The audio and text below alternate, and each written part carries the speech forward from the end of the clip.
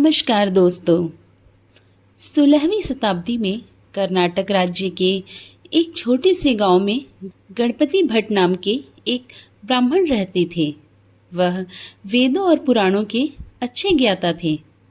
गणपति भट्ट को लगता था कि परब्रह्म भगवान का स्वरूप गणेश जी के जैसा है और उनके दर्शन मात्र से मुक्ति प्राप्त हो जाती है। एक बार गणपति भट्ट ब्रह्म पुराण पढ़ रहे थे तो उसमें लिखा था कि नीलगिरी में भगवान जगन्नाथ पर ब्रह्म के रूप में प्रकट हुए हैं। व्यक्ति को उनके दर्शन मात्र से मोक्ष की प्राप्ति होती है और फिर कभी भी यमराज का सामना नहीं करना पड़ता। गणपति भट्ट पर ब्रह्म के दर्शन के लिए कर्नाटक से जगन्नाथपुरी की यात्रा पर निकल पड़े। मार्ग में भीख मांगकर जो कुछ भी प्राप्त होता उससे अपनी पेट की क्षुधा शांत कर लेते। अगर किसी दिन भोजन नहीं मिलता तो पत्ते खाकर और जल पीकर ही भूख मिटा लेते। अंततः लंबी यात्रा के पश्चात गणपति भट्ट जगन्नाथपुरी के प्रवेश द्वार अथरनाला पहुँचे। अथरनाला के विषय में मान्यता है कि जो भी इस स्थान को पार करके पुरी धाम पहुँचा है उसे कभी भी यमराज दंड नहीं देंगे। गणपति भट्ट शुद्ध होकर वहां कुछ समय के लिए परम ब्रह्मा का ध्यान करने बैठ गए। गणपति भट्ट जी ने कुछ श्रद्धालुओं को जगन्नाथ मंदिर की ओर से आते हुए देखा। सभी बहुत प्रसन्न चित्त लग रहे थे और उनके चेहरे पर संतुष्टि के भाव थे। उनके हाथों में जगन्नाथ जी का प्रसाद भी था।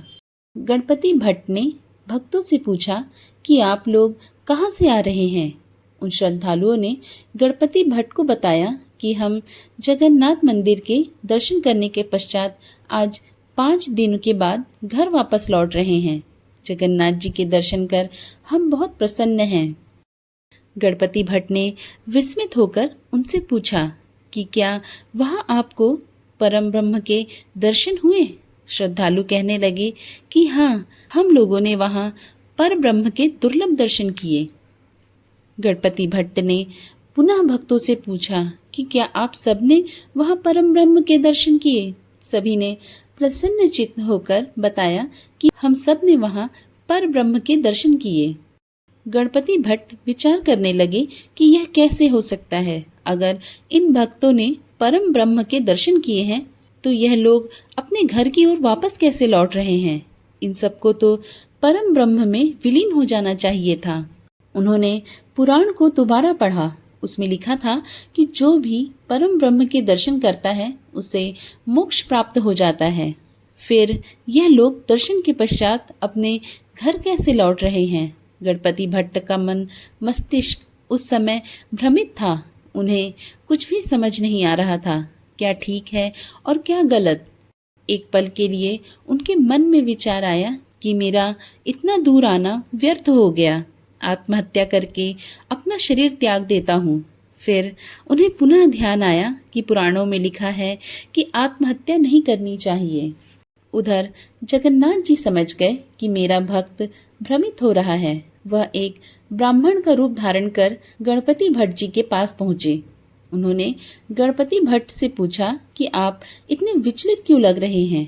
गणपति भट्ट जी ने उत्तर दिया, मैंने तो पुराणों में पढ़ा है कि नीलगिरी में परम ब्रह्म के दर्शन मात्र से मोक्ष प्राप्त हो जाता है, लेकिन मुझे यहाँ आकर ज्ञात हुआ कि यहाँ कोई परम ब्रह्म है ही नहीं।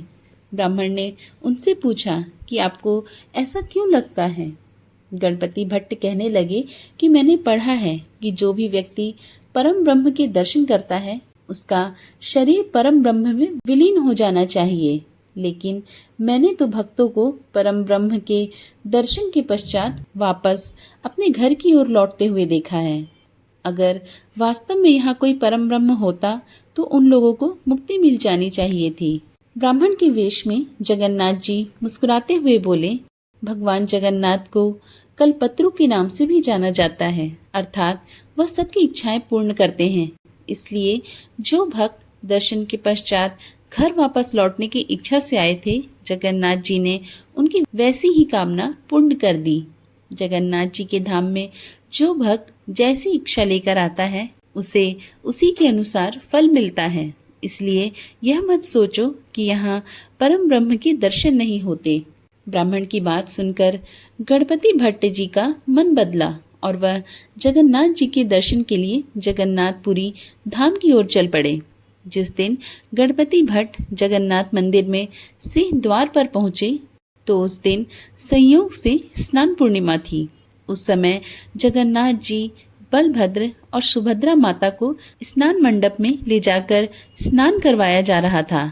हजारों की संख्या में भक्त अपने देवता के दर्शन के लिए उपस्थित थे।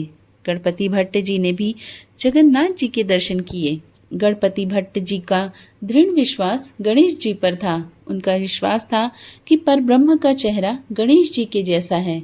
जब उनको जगन्नाथ जी का वैसा स्वरूप नहीं दिखा तो वह उनको प्रणाम किए बिना ही निराश होकर लौट आए। अपने भक्त को निराश होकर जगन्नाथ भगवान कैसे जाने देते। उस दिन जगन्नाथ जी ने राजा के सेवक मुदिरथ को स्वप्न में दर्शन दिए। जगन्नाथ जी ने कहा, मेरा भक्त इतनी दूर से मेरे दर्शन के लिए आया था, लेकिन मेरा गणपति मुख ना देखकर निराश होकर लौट रहा है। इसलिए तुम तुरंत जाओ और उसे वापस बुला कर लाओ। उसे बोलो कि वापस आकर मेरा गणपति मुख का दर्शन करे। राजा के सेवक ने तुरंत गणपति भट्ट को ढूंढा और कहा कि आप तो बहुत भाग्यशाली हैं। जगन्नाथ भगवान आपको स्वयं दर्शन देना चाहते हैं। आप पुनः मंदिर चलें, आपको परब्रह्म के दर्शन होंगे, जहाँ भगवान परब्रह्म के रूप में सभी को दर्शन देते हैं और आप वहाँ से वापस लौट रहे हैं। गणपति भट्ट कहने लगे कि वहाँ परब्रह्म कहाँ है। उनका चेहरा गणेश की जैसा नहीं है और मेरा दृढ़ विश्वास है कि परम ब्रह्म का चेहरा गणपति के मुख के समान है। मुझे उनके मुख पर सूंड भी नहीं दिखाई दी। फिर तुम मुझे क्यों वापस लौटने को कह रहे हो। मुदिरथ कहने लगे कि आप एक बार दोबारा मंदिर जाएं, आपको इस परम ब्रह्म के स्वरूप में गणपति जी का चेहरा दिखाई देगा। राजा के सेवक के बार बार अनुरोध करने पर गणपति भट्ट पुनः मंदिर गए। इस बार उन्हें भगवान जगन्नाथ और बलभद्र के चेहरे पर एक बड़ी सूंड और सुंदर दांत के दर्शन हुए, जिसे देखकर गणपति भट्ट ने प्रसन्न होकर उनकी स्तुति की।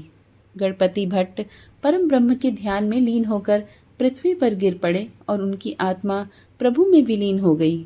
वहां पर उपस्थित भक्त इस बात के प्रत्यक्षदर्शी बने। उसके पश्चात से ही स्नान पूर्णिमा के दिन जगन्नाथ जी का हाथी वेश या फिर गजानन वेश बनाया जाता है। मान्यता है कि पूर्णिमा स्नान में ज्यादा स्नान करने के कारण भगवान बीमार पड़ जाते हैं। स्नान यात्रा के पश्चात भगवान बीमार हो जाते हैं, इसलिए 15 दिनों के दिन भगवान एकांतवास में चले जाते हैं। मंदिर के कपाट बंद कर दिए जाते हैं। भगवान को इस समय खिचड़ी, दलिया, फलों के रस और जड़ी बूटियों से बने काढ़े का भोग अर्पित किया जाता है। स्नान के बाद 14 दिन तक भगवान के दर्शन नहीं होते। आषाढ़ माह के कृष्ण पक्ष की दशमी तिथि को मंदिर में चका बीजे नीति का रस्म होता है। यह रस्म भगवान के स्वास्थ्य में सुधार का प्रतीक मानी जाती है। जगन्नाथ भगवान स्वस्थ होने के पश्चात भक्तों को दर्शन देने के लिए निकलते हैं, जिसे जगन्नाथ रथ यात्रा कहा जाता है।